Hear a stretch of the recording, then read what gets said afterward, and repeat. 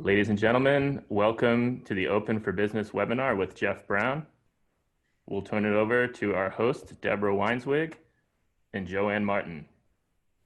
Thanks, Drew. Good morning and welcome to Open for Business. I'm your co-host, Deborah Weinswig, and I'm honored to be joined by my co-host, JoAnn Martin. She is the VP of Retail at Yonder and has extensive strategic retail experience and a proven track record across apparel, footwear, and accessories, including L Brands, DSW, and Luxottica. In her role at Yonder, she is the industry thought leader for retail. Her expertise also includes merchandise planning, item planning, assortment planning, allocation, and omni-channel inventory enablement. I'll turn the call now over to JoAnn for some opening remarks. Thanks, JoAnn. Deborah, thanks so much. I'm excited to be here today. You know, we're seeing a lot of themes in retail and being in supply chain. The major theme that we hear continually from retailers is supply chain resilience. We talk about supply chain all day, but the reality is that's where the focus is right now. And there's four major areas that we're seeing this come across. Retailers are trying to figure out where is my inventory within my supply chain and how do I figure out where it is and how do I get it into my assortments. The other place we see it is in out of stocks and managing inventory and assortment plans that are happening. So those are two major discussions, but not to be forgotten are things such as pricing. When I come out of COVID, which I will come out of COVID, how should I be pricing my goods and how do I prevent myself from a price war to the bottom? Where's the most elasticity and how am I leveraging technology to do that? And last, but certainly not least, is workforce. We see articles all day long about workforce in the distribution centers, as well as in the stores when they start to open. So those are really the four themes that we're seeing being very prevalent now, both from a resiliency standpoint and learning from it, as well as coming out and operations that are changing. That's very helpful. Thanks, JoAnn. We are very honored to have as our special guest, Jeff Brown. He is the Vice Chairman, President, and co-owner of NFI, which is a fully integrated supply chain solutions provider. Jeff is directly responsible for the company's real estate team and the global freight forwarding departments. He has a real passion for innovation based on many of our conversations. He also really focuses on efficiency and has some great insights there. And he also has a huge heart when it comes to his employees. Today, we are going to discuss how COVID-19 is affecting the retail supply chain, how retailers and NFI have changed and adapted from week one of the crisis to now, and how and when retailers should begin thinking about opening for business. As always, we'll have a transcript and video available on our site in 24 hours, and we'll launch some poll questions after we start the call. Lastly, please use the Q&A function at the bottom of your screen during our conversation if you would like to ask a question. So with that, I'm going to kick it over to Jeff. Thank you very much for joining us today. Can you please tell our audience a little more about NFI for those who maybe don't know the full extent of what you do? Good morning, and thank you, Deborah, for having me on the call here today. It's an honor. Real quick, just a little bit about NFI. We're a family-owned company that's in its 88th year. My two brothers and I make up the third generation of ownership at NFI, and we each have 3 kids, and so there's 9 possibilities for the 4th generation, 5 of which are in and 4 are on deck working outside the business today. To tell you exactly what NFI is, we are a transportation company and a distribution supply chain company. On the trucking side, we operate about 4,000 trucks in North America. Domestically, a lot of DC to store for retailers. And in today's world, a lot of DC to consumer in many cases.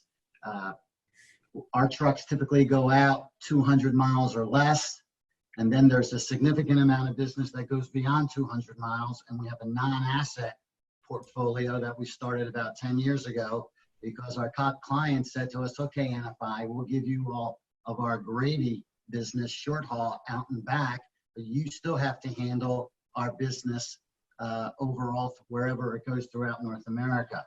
So with this non-asset portfolio gives us a view not only of what's happening with our customers, but what's happening with transportation overall in the marketplace, because we end up hiring all of our competitors to move our business that we don't move on our own trucks. And as you know, today there's a lot going on, especially with the virus and demand, and then also with the price of oil, and pricing is fluctuating every day in transportation today. Tying that in as the third line of business is our warehousing business. We operate 50 million square feet throughout North America for Fortune 2000, Fortune 1000 type clients. Lowe's is one of our largest customers, where we're the labor inside the warehouse. We're bringing the goods in, unloading them, sorting them, pick, pack, packaging them out to the customer. And we have been able to, during this virus, fortunately, maintain most of our workforce through this process. So the warehousing business, probably half the goods or 3/4 of the goods that come into these warehouses, many come from overseas. So we started an international business probably about 5-6 years ago, where we have an office over in Hong Kong, where we negotiate with the steamship lines over in Hong Kong to get cargo space on the ships. In the same way we have a broker non-asset component over here in the US, we have a broker operation where we hire trucking companies to go pick up the goods at the factories that are producing the goods, bring them to the port, put them on the ships, and then we manage that flow to the US ports. The next piece is when we get to the US port, we have a whole division called Cal Cartage that we bought 3 years ago that has 850 drivers at LA, Long Beach, Savannah, Houston, Norfolk, all the major ports in the country that pick up the goods at the port and bring them to the local warehouses or transload the goods from containers into vans and send them throughout domestically the US. So tying that all together, just to give you a vision, we actually have visibility and we have technology that shows that for our clients. If their goods are in Asia, if their goods are on a ship, if their goods are at the port, if they're in our warehouse, if they're on one of our trucks, or if they're one of our partners' trucks. And the idea is letting them have visibility to their inventory so that they can make decisions about where their goods are selling and where they aren't selling. And hopefully we can help provide that information to them and be more timely and hopefully reduce inventory costs for them along the way. Tying into all this is that as we got into the warehousing business, the last component, and probably one of the bigger growth components for us, has been the real estate portfolio. Because of so many customers trying to relook at their supply chain because of the new channel of e-commerce, we've been able to say, why don't we put more of an ownership position in the real estate that our customers are looking to go to? We have a whole engineering group that optimizes for our customers where they should be located based on where their markets are. And so today we have a portfolio of about 15 million square feet, a property management team, a development team, and a finance team to work on real estate opportunities. So what we're trying to do overall is offer a total solution for our clients. And to give you an idea, the depth and breadth of our organization today, we probably generate a little over $2 billion in revenue this past year. And then another, you got a real estate portfolio today that's probably close to $1 billion on top of that. So we're very excited to be here, and obviously it's a chance for us to overall in this kind of environment to really excel and hopefully bring some value to our client base out there. I know that was long-winded, but I felt like I had to share that with you. No, that was great. So what are some of the biggest changes that you're seeing right now in supply chain? Which I know is a very open-ended question, but. I would say this, that demand is up and down and it's unpredictable right now. Many of our retailers that have been affected by this have canceled orders, have pushed out orders. So trying to forecast demand and forecast our workforce to meet that demand has been up and down, very challenging. but we are there to support them as best we can. Another big important thing that's happened in the supply chain is there's been a supply chain that's developed unto itself for making sure that our workers, our drivers, our frontline people in the warehouses, where they are being treated fairly and safely with masks, with sanitizers, with gloves where appropriate, so that they are protected, and trying to eliminate fear in a society where you keep social distancing, but it's awfully tough sometimes when you've got hundreds of people in a particular building to make sure that social distancing takes place and that everybody feels good about it. So it's a change of how you're handling your lunches, how do you handle your breaks, how do you handle entry and exit. The whole supply chain has changed dramatically because of this virus for how you handle your people, in addition to what's happening with our customers at the same time. Yeah, one of the things you were talking about at the beginning, Jeff, that I found really interesting is you talked about your ability to provide through technology visibility on orders to a lot of your customers. When you think about kind of your technology and where it sits today and all the disruptions we're seeing, where's a place where you feel like you wish you had more technology, or a place where it was more enhanced than it is today? That's a great question. One of the areas, there's a lot of software that we have, and in some ways we feel that software, if it was more and more of the technology is up in the cloud today, would be better for us, and that is the future. And the flexibility for people throughout the organization and our customers to use accessing the cloud is a heck of a lot easier than some of the technology access that we have today, and we're working on that. And we've got a great team of IT that are constantly working on that transition. How do you see your relationships with technology providers maybe shifting or changing during this time? Have your expectations shifted of technology, or do you think the current situation dictates that? Yeah, I think what's happened with technology, because the world is changing so fast, and technology is changing so fast as well, a lot of the contracts, a lot of the pricing, we feel has to change, because the contracts where they want you to go out for 3 years and 4 years and 5-year deals, it's crazy to do that when the world is changing so fast and technology improvements are happening every day. So we think contracts are going to be much shorter. We also believe pricing needs to be tiered pricing based on success rates have to happen, and there'll be also more transparency between the vendor and ourselves and how we work together to achieve the common goal of winning on both sides. Jeff, I know you're very close to many of your clients. As you talk to them, what services of yours are they finding most important right now? And can you also talk about this idea, which I think is really interesting, this one view of the inventory? Yeah. I think our biggest area of opportunity for our clients today, and really during this pandemic, we've been challenged by our clients, is our engineering group.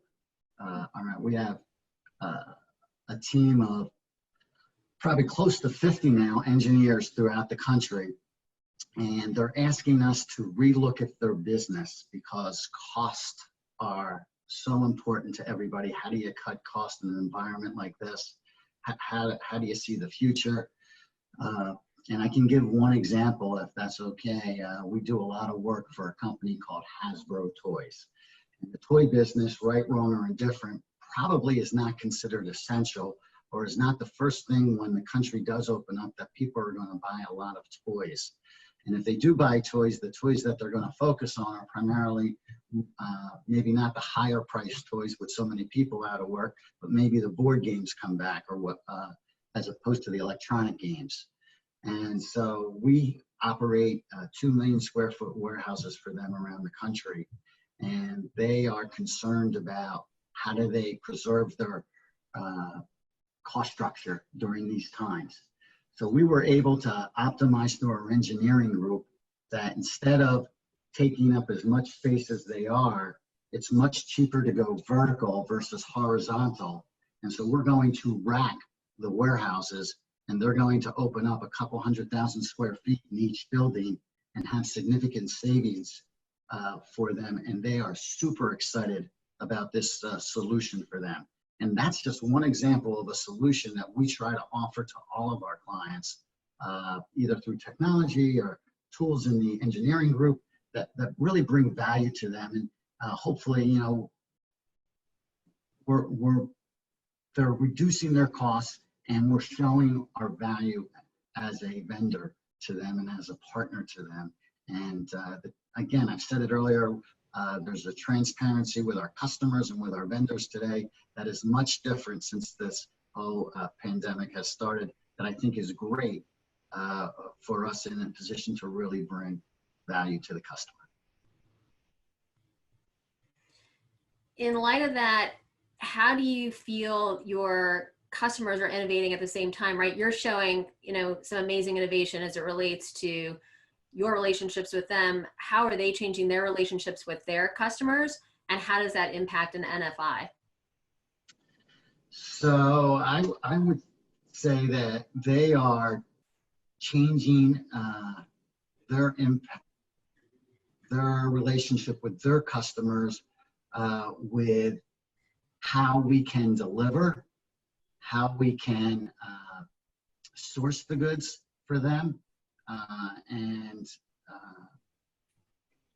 information is key. Trying to help them forecast their business. We can only do so much. They know what their demand need is. We don't know that as well, but whatever information, it's much more timely and much more communicative than it had been in the past. And we try, once we get that information, we try to adapt our operation to meet the needs of our clients. Jeff, you're in a very unique position because you get to see across many sub-verticals within retail. You get to see the grocery sector, the department stores, retailers, and a lot of different avenues of business. How do you see each of those subsections responding to the back half of the year? What kind of conversations are you starting to hear about how they're adjusting their businesses and their flows? Any insight you can provide there? It's interesting. The retail sector is divided into a couple groups. You've got the food-related, grocery-related group, and they are going very strong throughout the rest of the year. And in fact, obviously, it's been a surge over the last month, but I think it's leveled out a little bit since that time. But they are looking to continue to grow, and we're getting RFPs from companies like Kroger to expand our business, Aldi, another one. So the grocery business is going to be fine.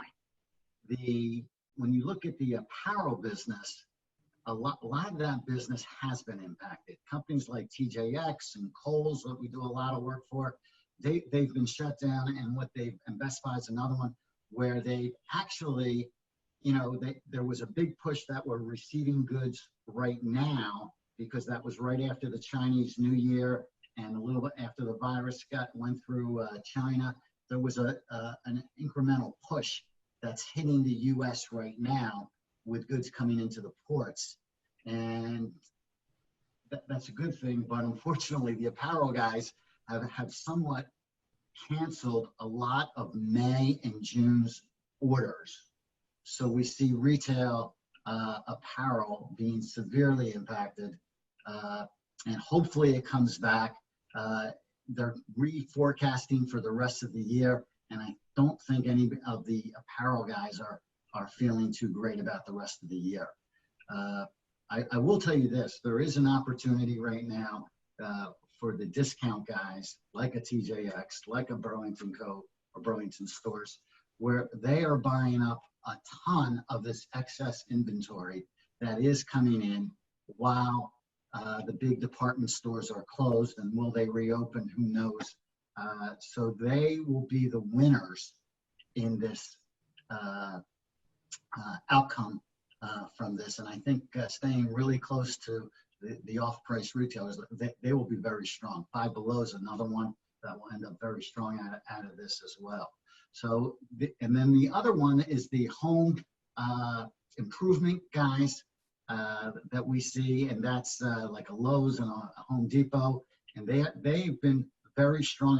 Maybe that's because the people are at home and seeing all the things that are wrong with their houses, but their business seems to be holding up, and they have strong plans for the rest of the year in the home improvement side as well. So I hope that gives a little vibe. It's fantastic. Thank you. For how we see things going. To follow up on that question, sounds like we'll see grocers and many of the hard goods in much better shape than the discretionary or non-essentials.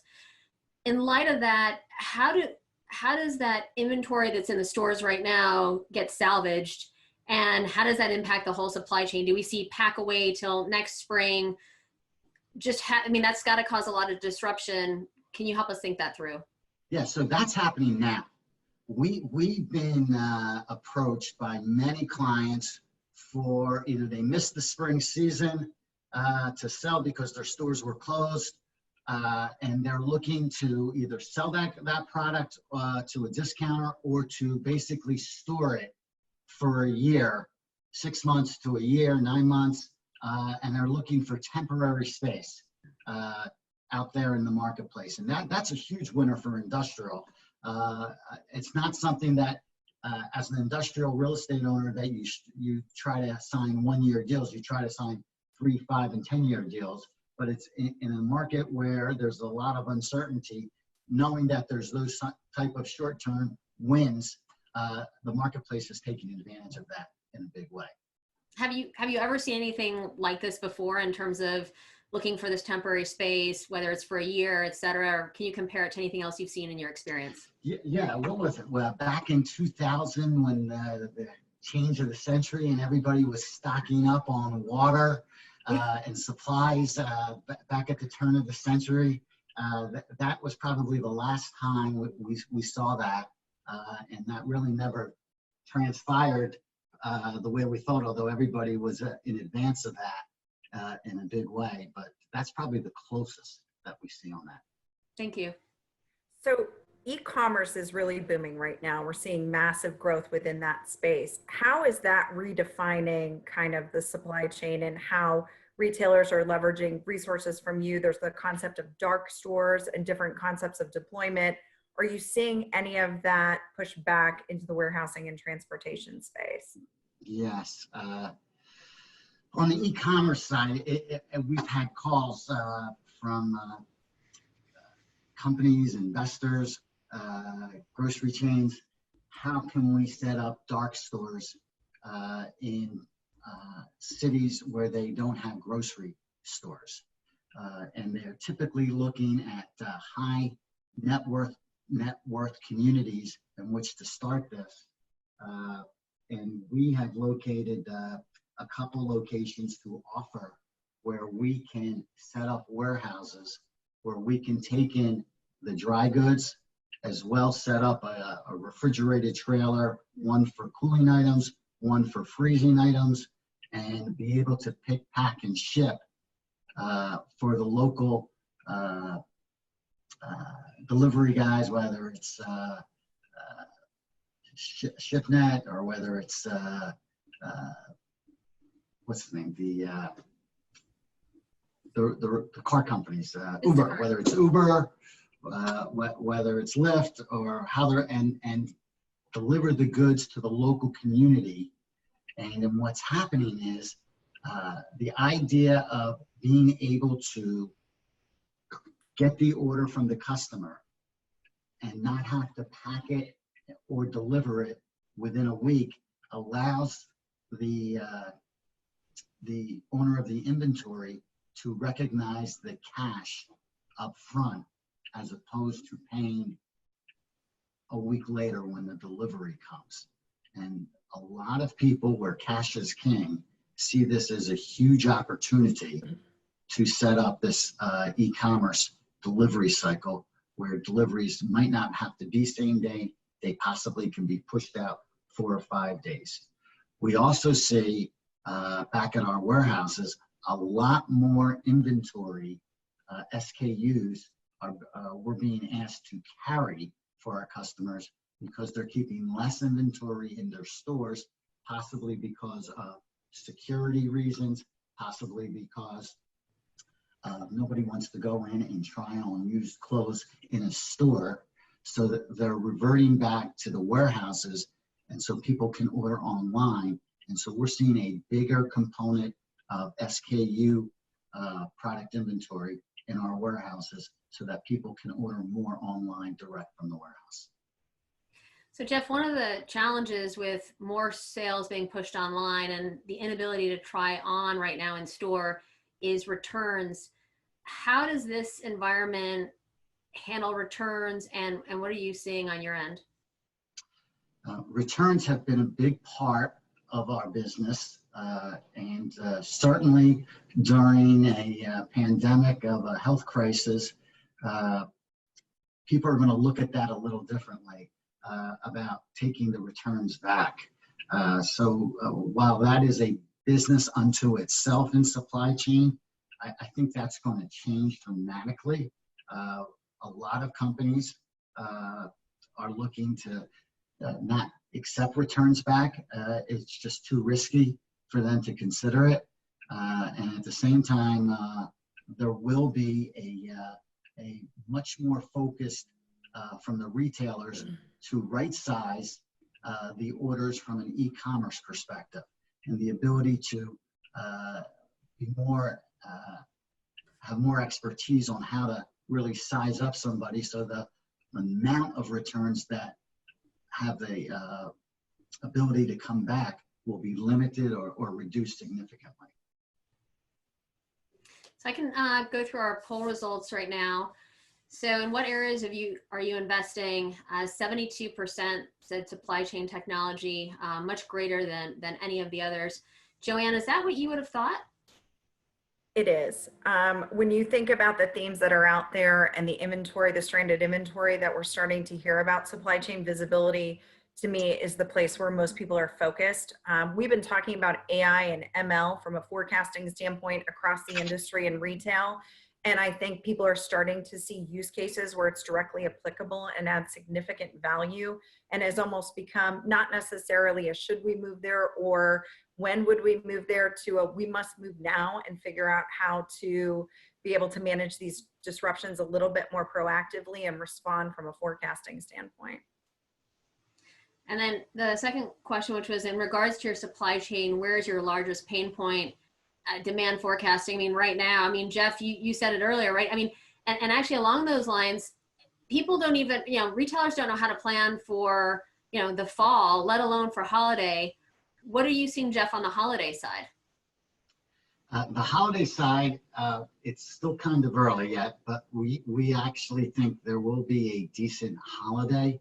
It might be the first time that people will really start to feel a little bit more comfortable. We're hoping that, a lot of people, instead of a V recovery or U recovery, they're thinking possibly a W type of recovery, where we think there could be a little bit of an upswing for the holiday season, because a lot of people have basically will be back, hopefully a lot will be back to work by then and in a position to spend some dollars, hopefully.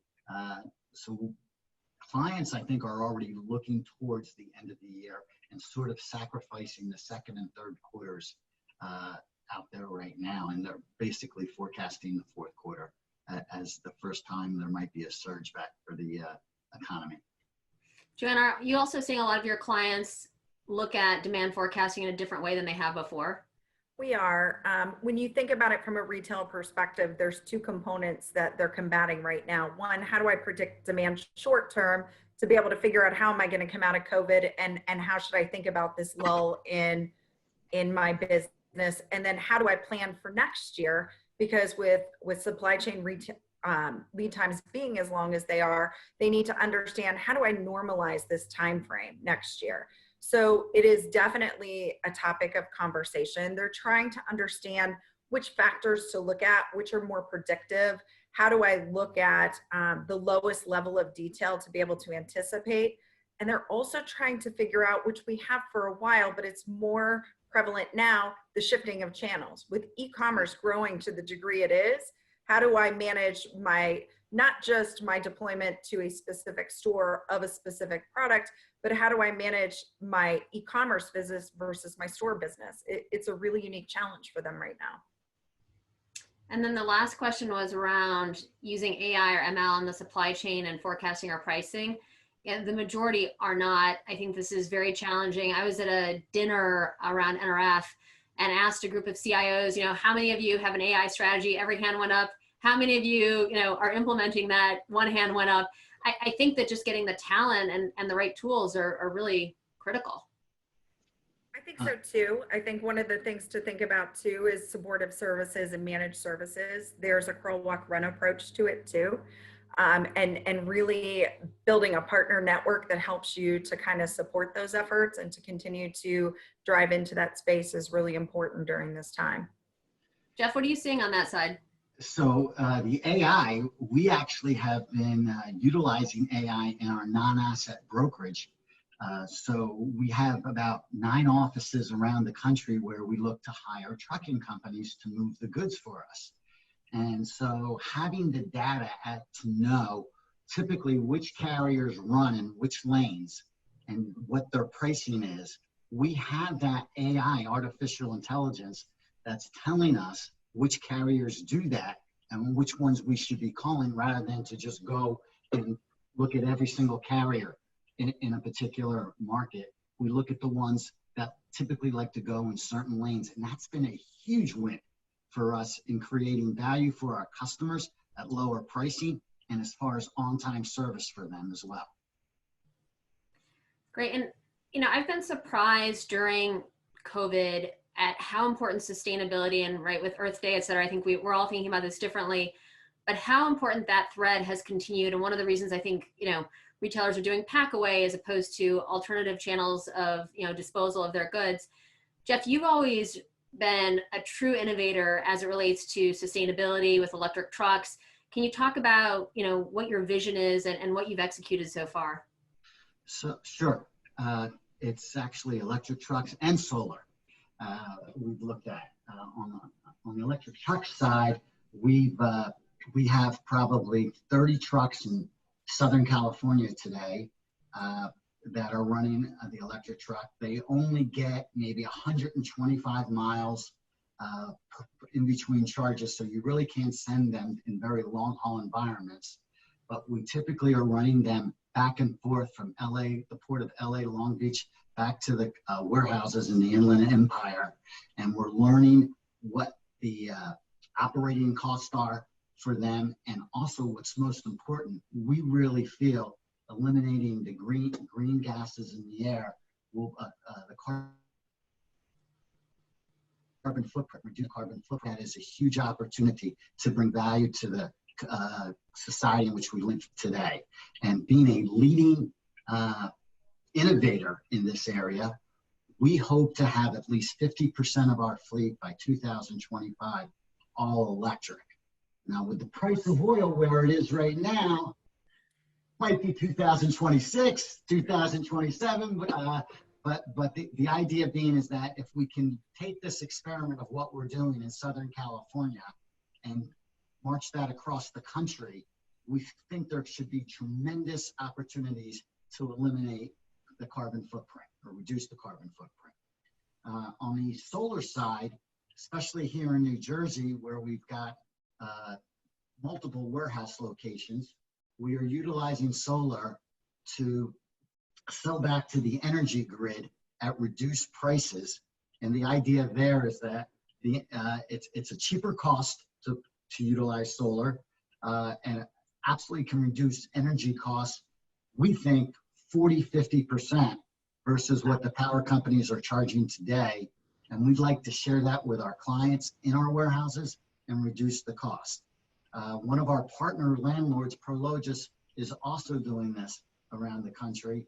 And we think New Jersey is got the best incentive package out there today to make the numbers work, and in addition, reduce the carbon footprint again. So we're real excited about both programs, and it gives us a chance for the vision of how we want to help out the economy and the country overall. Jeff, with the changing landscape that you see of retail and countries closing and opening at different rates with different support from governments, what countries do you see poised to be able to help out post-COVID and have the most advantageous potential for retailers, whether it be from a buying or sourcing standpoint? So today, Asia, China, is a big player in sourcing goods for the U.S. And they will continue to be a player, for sure. But I do think all these companies in the U.S., where it's the biggest economy in the world, are going to look to get their goods closer to home. And whether that means Mexico, whether that means Canada, whether that means here in the U.S. itself, we feel that those countries will be have an opportunity to expand their business dramatically in serving the U.S. customer base. One of the challenges that we've heard in terms of onshoring or nearshoring is just, the talent. How do you think about that? And do you think it's, 6, 12, 18 months in terms of, getting people reskilled, from a U.S. perspective or from a, kind of North America perspective? Deborah, I think right now, because of the amount of unemployment and the unstable economy out there, there will be a lot of talent available and willing to go to work and put their efforts in to learn whatever skill set is necessary to bring value to themselves and their families in this new world. That's just one silver lining that we see as a company, that we can improve the talent out there dramatically, but because a lot more people were going to become available, because unfortunately a lot of companies are not going to be doing all that great, and people are going to want to leave. We look at that as a silver lining to improve the overall talent within our organization. Great. JoAnn, do you want to kick off our more formal Q&A session? Sure, absolutely. The first question, Jeff, is do you see department stores building as candidates for conversion to logistics centers, especially in the last mile? How do you see the transformation within department stores and kind of their focus in the future? I think that's happening already. Companies like Walmart and Target, we're shipping a lot from our warehouses to the stores, and from the stores, these are all e-commerce orders that were called in or done through e-commerce, and they pick up the goods at the stores or they're delivered from the store. So our DC to store business has picked up dramatically for Target and Walmart because of e-commerce. Not necessarily same, what do they call them? Same store sales year over year. It's the growth in the store volume is because they're now e-commerce centers as well. And so I continue to see that as an opportunity for certainly the bigger players out there. To a smaller degree, it depends on the size of the store, how much you can really afford to keep as inventory in that store, in addition to what you're selling as a store versus what you're warehousing as an e-commerce delivery company. But that always will be an opportunity to explore, and I see that as a growth engine in today's world. Great. The next question is, do you see your clients more likely to keep more inventory on hand going forward once the economy recovers to absorb future supply chain shocks? As I mentioned earlier, I do believe companies will have more SKUs to support not necessarily the stores, but to support e-commerce in a much bigger way. And the stores will be probably just a a showroom for people to look at, and really maybe they have the kiosk right there where people can order from the store exactly what they want, and it'll come from the warehouses. So we see inventory absolutely increasing. And as a matter of fact, when for JLL and CBRE, because of our warehousing involvement with them, they have us on monthly calls with them as to who is looking for industrial space around the country. They call it tenants in the market. And every single market that we go around in the country, on every one of these calls, Amazon must be 30% of the opportunity looking for space, warehouse space in the marketplace. And so after Amazon, it's Walmart. And so they're all looking to expand their industrial footprint to really accommodate the growth of e-commerce. Thanks. One of the next question really kind of tags onto a theme that you were talking about the fluctuation of demand that you're seeing and that we're seeing throughout the industry. Are you also seeing an increased push for data transparency across the supply chain? Absolutely. Data transparency allows one to manage the demand forecast, allows one to the workforce demand forecast, and work much better. And absolutely, that is what is needed for this country to run more efficiently. And the more open clients are and vendors are, the better we all will be. And there'll be something there for everybody to make money on, but you gotta pull down the kimono and share your data, because sharing data allows everybody to end up a winner much easier that way. Yeah, we're definitely seeing that theme, to break down those silos a little bit and to have that transparency and to have that commonality of data across to be able to drive that collaboration for sure. Yeah, that's good. All right, we have a few more questions. Jeff, we are specialized in new retail and e-commerce in Asia. How do you think NFI can collaborate with us as there is this kind of new normal for retailers in the supply chain? Well, we could talk right after the call. Would love to do that. We have a whole team of engineers that we could put forth their efforts to work with your team. And, you know, we might not be the right solution, but we certainly will be able to recommend a solution that, being overseas, we may or may not be the right solution there. That's what I'm saying, but we have a lot of contacts, communications over there. We could probably put you with the right people if it's not us. Right, JoAnn, you want to take us home with one last question? Sure, absolutely. So one of the questions is do you foresee a reduction in number of SKUs towards narrower and deeper assortments to inventory? So do you see that contraction of choices and the expansion of depth? As I mentioned earlier, with e-commerce, I think there's going to be just the opposite. I think there's going to be more SKUs, more inventory required in the workplace, in the warehouses going forward, because you want to get a sale every time someone goes on the e-commerce website for that company. You got to carry everything, and you have to do it in regional locations so that you can get there in a timely fashion as well. I will tell you this, I will say this, I do think e-commerce in the food, in the cold, cooler and freezer business is going to be huge.